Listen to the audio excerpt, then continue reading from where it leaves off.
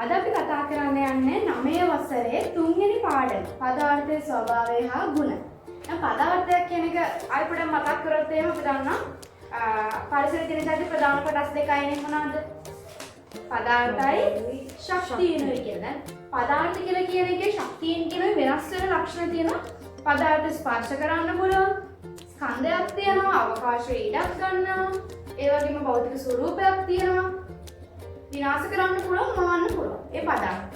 ශක්තිය කියන එකේ ඒකට විරුද්ධ ලක්ෂණ තියෙනවා. මොනවාද විරුද්ධ ලක්ෂණ? ස්පර්ශ කරන්න බෑ. අවකාශ ඉඩක් ගන්න නැහැ. ස්කන්ධයක් නැහැ. ඒ වගේ මවන්නත් බෑ, විනාශ කරන්නත් බෑ. හැබැයි අපිට එකක් කරන්න පුළුවන්. ඒ තමයි ශක්තිය එක් අවස්ථාවක සිට තවත් අවස්ථාවකට වෙනස් කරන්න පුළුවන්. මොකද්ද වෙනස් කරන්න නම? ශක්ති පරිණාමණය. දැන් අපිට පුළුවන් ළමයි ශක්තිය එක් අවස්ථාවක සිට තවත් අවස්ථාවකට වෙනස් කරන්න. ශක්ති පරිණාමණය කරන්න. ශක්ති පරිණාමයට උදාහරණයක් ගත්තොත් එහෙම විදුලි බල්බය, විදුලි උදුන. ඒව ගන්න පුළුවන්. විදුලි බල්බය ගමුකෝ බල්බ එක. අපි බල්බ එකට දෙනවා විද්‍යුත් ශක්තිය, කරන්ට් එක. විද්‍යුත් ශක්තිය වෙනස් වෙනවා ආලෝක ශක්තිය බවට. පැහැදිලිද?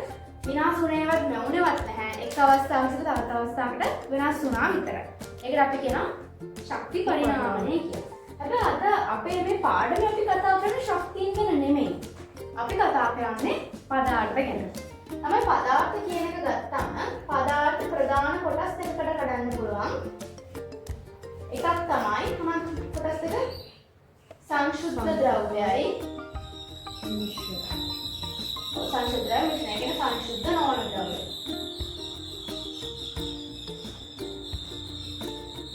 සංශුද්ධ නොවන ද්‍රව්‍ය වලට අපි කියනවා මිශ්‍රණ කියලා. හරි? සංශුද්ධ ද්‍රව්‍ය ආපෝ කොටස් දෙකක් තියෙනවා. ඒ මොනවාද? මූල ද්‍රව්‍ය අනිත් එක සංයෝග. මූල ද්‍රව්‍ය හා සංයෝග කියලා. තමයි. මිශ්‍රණ වලට ගියාම මිශ්‍රණ අපහු ආකාර දෙකක් තියෙනවා. ඒ තමයි සමජාතීය සමජාතීයයි විෂමජාතීයයි. සමජාතීය විෂමජාතීයගේ වෙනසක් තියෙනවා. මේ සංශුද්ධ නොවන ಜಾති ප්‍රධාන කොටස් දෙකයි කියන සමජාතීය මිශ්‍රණ විෂමජාතීය මිශ්‍රණ කියලා. සමජාතීය මිශ්‍රණ කියන හයිඩ්‍රජන් තේ පානය, ලුණු ද්‍රාවණය, සීනි ද්‍රාවණය වගේ ಜಾති.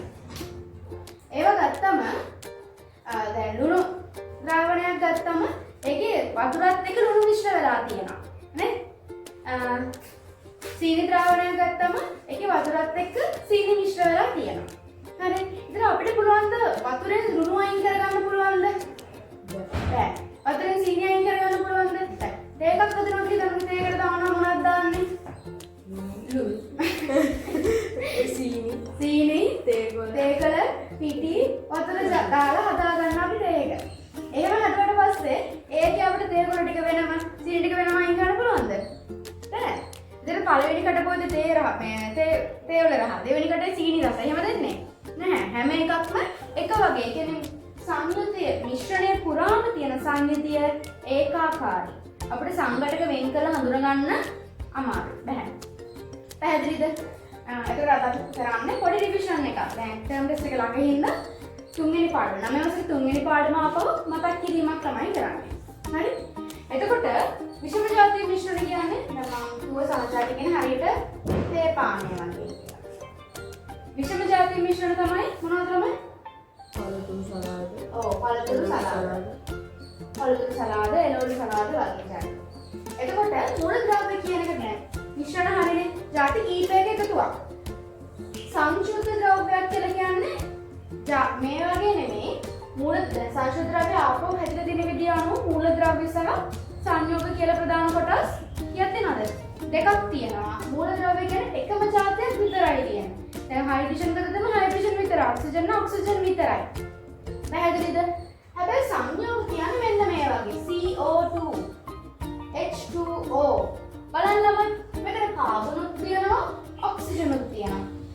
H2O එකෙන් හයිඩ්‍රජනුත් තියෙනවා, ඔක්සිජනුත් තියෙනවා. මූල ද්‍රව්‍ය අවම වශයෙන් දෙකක් හෝ එහෙම නැත්නම් වැඩි ගණනක්.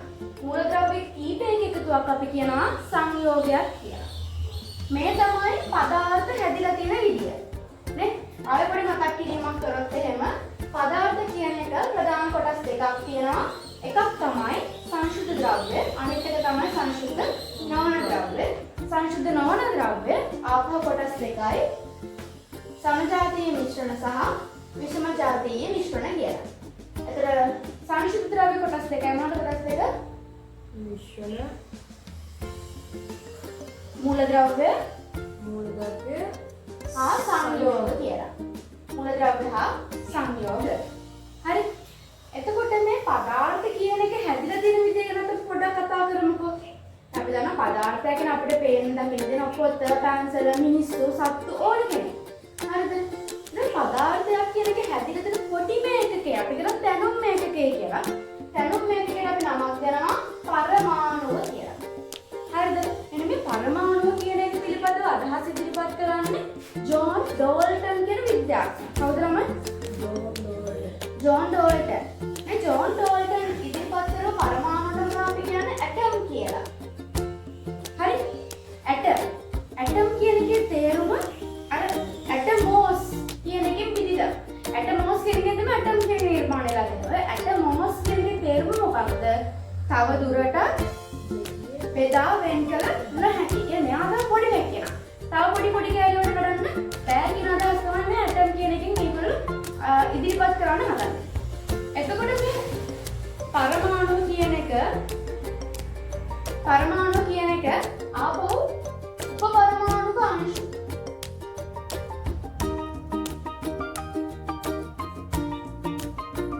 උපපරමාණුක අංශු තුනකින් සමන්විත වෙනවා. මොනවාද උපපරමාණුක අංශු? ඉලෙක්ට්‍රෝන, නියුට්‍රෝන, ප්‍රෝටෝන. හරිද? මේ ඉලෙක්ට්‍රෝන කියලා කියන්නේ ඍණ ආරෝහිතයි. එයා ඍණයි ළමයි. ප්‍රෝටෝන කියලා කියන්නේ ධනයි. නියුට්‍රෝන කියන එක කෙනා උදාසීනයි. පැහැදිලිද? එතකොට දැන් මේ ඉලෙක්ට්‍රෝන, ප්‍රෝටෝන, නියුට්‍රෝන තියනවා කියලා කියනවනේ. ඒක මේගොල්ලන්ට පිහිටීම. විස්තර කරා තව විද්‍යාඥයෙක්. ඒ තමයි අර්නස්ට් රදර්ෆර්ඩ්. Ernest Rutherford. දැන් ඔයගොල්ලෝ ග්‍රහලෝක වල පිහිටීම දන්නවද? ග්‍රහලෝක කොහොමද පිහිටන්නේ? මැද ඉන්නා කවුද? සූර්යයා. වටේ කක්ෂවලයවත් පතලද ග්‍රහලෝක පිහිටනානේ. අන්න ඔය වගේලු මෙන්න මේ උපපරමාණුක අංශු පිහිටන්නේ. පැහැදිලිද? උපපරමාණුක අංශු කියන්නේ ඉලෙක්ට්‍රෝන, ප්‍රෝටෝන, නියුට්‍රෝනේ. නියුට්‍රෝනේ. ඒතකොට සූර්යයා මැද්දේ ඉන්නා වගේ ප්‍රෝටෝන සහ නියුට්‍රෝන මෙන්න මේ මැද්දේ ඉන්නවා. මෙන්න මේකට අපි කියනවා න්‍යෂ්ටිය කියලා. මොකක්ද කියන්නේ? න්‍යෂ්ටිය. එතකොට මේ ඔයගොල්ලෝ වටේ තව පේනවා නේද? මෙන්න මෙයාලට අපි කියනවා කක්ෂ, හෙවත් පත, කවච කියලා කියනවා. මොනවද කියන්නේ? කක්ෂ, පත, කවච. ඕන එකක් කියන්න පුළුවන්. එතකොට අපි මේ කක්ෂ නම් කරනවා ආකාර දෙකකින් K, L, M, N කියලා. තව ආකාරයක් තියෙනවා 1, 2, 3, 4 කියලා අපිට නම් කිරීමේ හැකියාවක් තියෙනවා. එතකොට දැන් මෙන්න මේ ඉලෙක්ට්‍රෝන පිහිටන්නේ මෙන්න මේ කක්ෂය වල හේවත් පතවල. හරියට මැද්දේ සූර්යයා ඉන්නවා, වටේ ග්‍රහලෝක ඉන්නවා වගේ මැද්දේ ප්‍රෝටෝන, නියුට්‍රෝන ඉන්නවා, වටේ ඉලෙක්ට්‍රෝන ඉන්නවා. ඒ හින්දා මෙයා මේකට ග්‍රහ ආකෘතිය කියලා කිව්වා.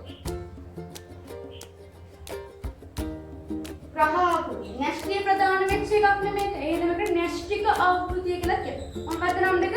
ග්‍රහ ආකෘතිය, න්‍යෂ්ටික ආකෘතිය. මේකෙන් මෙයා ඉදිරිපත් කරන්නේ උපපරමාණුක අංශු වල පිහිටන ආකාරය. පැහැදිලි නේද? එතකොට තමයි මේ K, L, M, N කියන ශක්ති මට්ටම් වල තිබිය හැකි උපරිම ඉලෙක්ට්‍රෝන මට්ටමක් තියෙනවා. ඒ තිබිය හැකි උපරිම ඉලෙක්ට්‍රෝන මට්ටම වෙන්නේ 2, 8, 8, 8. දැන් සාමාන්‍ය අපි කතා කරන්නේ මොන ද්‍රව්‍ය 20ක් ගැනනේ. අපේ සිලබස් එකට අනුව. නැත්තම් මූලද්‍රව්‍ය 100 ගාණක් තියෙනවා. එහෙම බලද්දී මේ ප්‍රමාණය වෙනස් වෙනවා. හැබැයි අපිට අදාළ මෙච්චරයි. තේරුණාද? එතකොට මූලද්‍රව්‍යයක් අපේ අපි දන්න මූලද්‍රව්‍ය තමයි කාබන්, හයිඩ්‍රජන්, ඔක්සිජන්, නයිට්‍රජන් නේද? කැල්සියම් ඔය ඔක්කොම මූලද්‍රව්‍ය. ඔය මූලද්‍රව්‍යයක් නම් කරන ආකාරය තියෙනවා. දැන් හිතන්නකෝ ඔයගොල්ලෝ මම කියනවා කාබන්. මම මේ කාබන් කියලා ලිව්වේ කොහොමද? සිංහලෙන්. එතකොට මේක වෙන රටක මිනිස්සෙක් දැක්කම මේ කියව ගන්න බෑනේ. ඒ හින්දා මූලද්‍රව්‍ය නම් කරන්න සම්මත ක්‍රමයක් පාවිච්චි කරලා කියනවා. අපි මේ කාබන් කියන වචනේ මුල් ලකුරේ මූලද්‍රව්‍ය නම් කරනවා. සමහර රටේ කරන කාබන් කියද්දි CN ක්ලෝරින් කියද්දි CN කාබන් ක්ලෝරින්. දැන් මේ දෙන්නගේම CCN ඒ හින්දා දැන් මෙයාගේ මුල් ලකුරු පාවිච්චි කරා ක්ලෝරින් කියන එකට නම් කරන්න අපි අකුරු දෙකක් පාවිච්චි කරනවා.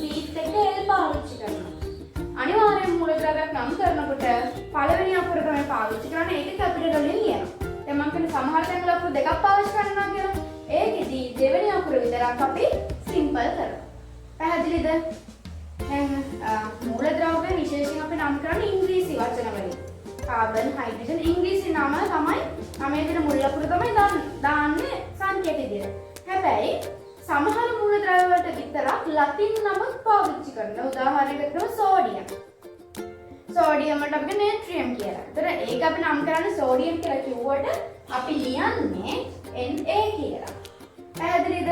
අපි රත්තරන් වලට ලතින් වලින් කියන අවුරම් කියලා. ඒතර අපි ආව ලියන්නේ Au කියලා. පැහැදිලිද ළමයි? ඔන්න ඔයගේ සමහර මූලද්‍රව්‍ය වලට විතරක් ඉංග්‍රීසි නම වගේම ලතින් නම කියනවා. ඒකට මතක තියාගන්න ඕනේ. හරි? එතකොට මේ මූලද්‍රව්‍ය එකක් නේ. මේ කාබන් කිව්වොත් එහෙම කාබන් කියන්නේ එකක්. මූලද්‍රව්‍ය එකකට වඩා වැඩි ප්‍රමාණයකට අපි හිතුවොත් එහෙම කාබන් දෙකක්. ඒකට අපි කියනවා අණු දෙකක්. නැත්නම් වැඩි ප්‍රමාණයක් තියෙන පුළුවන්. ඒ වගේ අවස්ථාවල අපි කියන අණුවක් කියලා. මූලද්‍රව්‍ය දෙකක් හෝ වැඩි ප්‍රමාණයක්. අපි කියන මොකක් කියලාද? අණුවක් කියලා.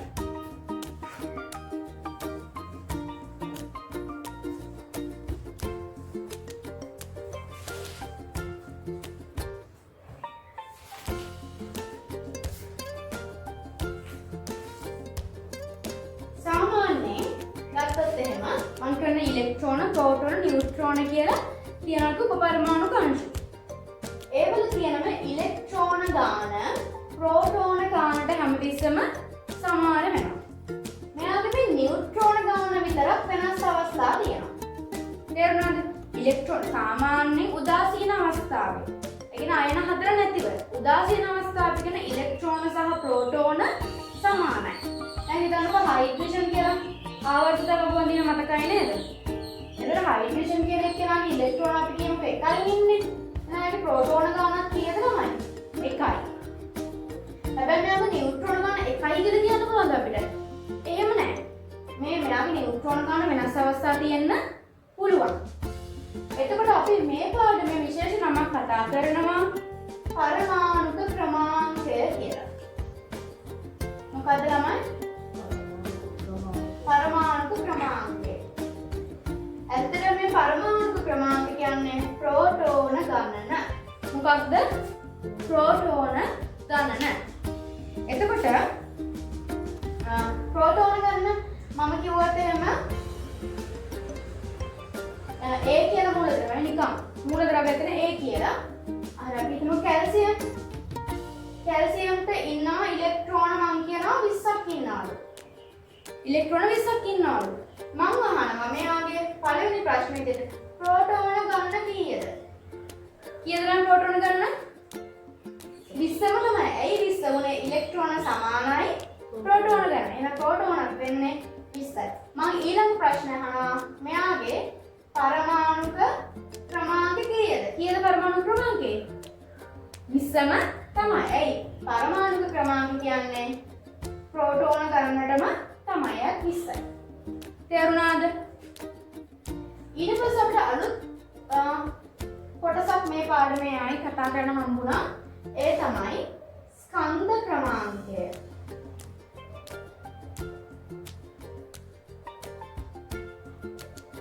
දැන් අපි කලින් කතා කරා පරමාණු ක්‍රමාංකය කියලා එකක්. මොකක්ද මේ පරමාණු ක්‍රමාංකය කිව්වේ?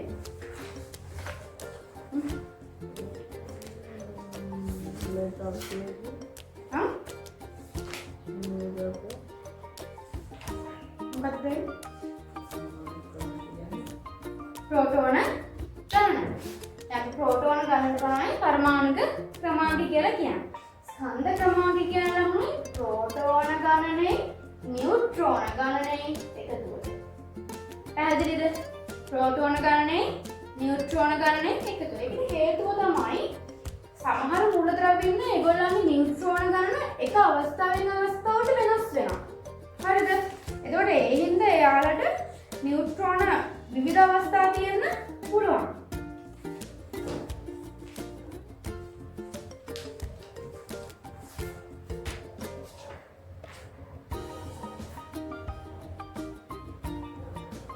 ඔයගොල්ලෝ නිකන් මතක තියාගන්න ස්කන්ධ ක්‍රමාංකයන් ප්‍රෝටෝන සහ නියුට්‍රෝන නෙමෙයි.